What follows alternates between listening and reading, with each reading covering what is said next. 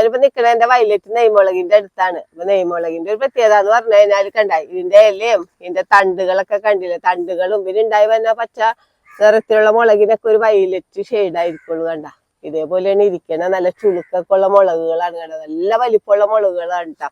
നല്ല എരിവുള്ള മുളകാണ്, നല്ല ടേസ്റ്റി ആയിട്ടുള്ള മുളകാണ്.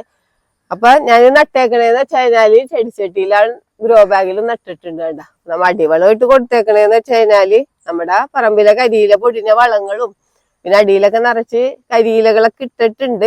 പിന്നെ കുറച്ച് ചാണകപ്പൊടിയൊക്കെ ഇട്ട് നട്ടുകൊടുത്തതാണ്. പിന്നെ നമ്മ എന്തെങ്കിലും സ്ലറി രൂപത്തിലുള്ള നമ്മുടെ വീട്ടിലെ കഞ്ഞിവെള്ളവും മീൻവെള്ളവും ഒക്കെ നമ്മൾ ഒഴിച്ചു കൊടുക്കും. അല്ലാണ്ട് വേറെ പ്രത്യേകിച്ച് പരിചരണങ്ങളൊന്നും വേണ്ട. നല്ല സൂര്യപ്രകാശമുള്ള സ്ഥലത്ത് നമ്മൾ നടണം.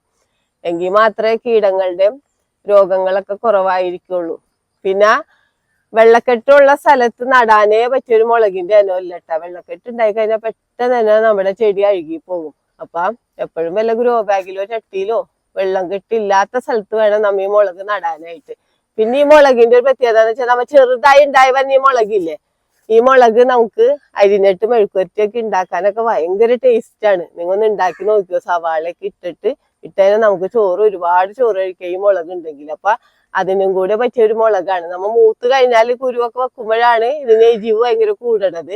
ഈ ഒരു സ്റ്റേജിൽ എന്ന് വെച്ചാല് എരിവ് കുറവായിരിക്കുള്ളൂ. അപ്പം അതിനും കൂടെ പറ്റിയ തോരനൊക്കെ മെഴുക്കുവരട്ടിയൊക്കെ ഉണ്ടാക്കാൻ പറ്റിയൊരു മുളകും കൂടിയാണ്. അപ്പൊ നമ്മുടെ വീട്ടിൽ അത്യാവശ്യം വെച്ചുപിടിപ്പിക്കേണ്ട ഒരു മുളകിന്റെ ഇനം തന്നെയാണ് ഈ നെയ്മുളക്. അപ്പൊ ഇതിന്റെ കണ്ട, ഇപ്പൊ നമ്മ ഇതൊരു മുളകാണ്, ഇത് പൊട്ടിച്ച കണ്ട, ഇതിന്റെ ഉള്ളിലൊക്കെ നിറച്ച് സീഡുകളാണ്. ഈ സീഡ് പാകി മുളപ്പിച്ചിട്ട് നമുക്ക് തൈകൾ ഉണ്ടാക്കാം. ഒരു മാസം കഴിയുമ്പോൾ നമുക്ക് പറിച്ച് നട്ടാൽ മതി. ചാണകപ്പൊടിയും മണ്ണും കൂടെ മിക്സ് ചെയ്തിട്ട് അതിൽ പാകി കൊടുത്താൽ മതി. നമുക്ക് ട്രേ ഉണ്ടെങ്കിൽ ട്രേയിൽ പാകാം, അല്ല എങ്കിൽ നമുക്ക് ചട്ടിയിൽ പാകിയിട്ട് പറിച്ച് നടാം.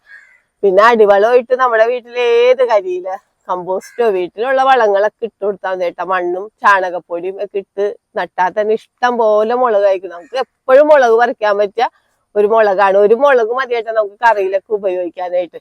അപ്പൊ നമുക്ക് നഴ്സറികളിൽ നിന്നൊക്കെ ഇതിന്റെ വിത്തുകളൊക്കെ മേടിക്കാൻ കിട്ടും.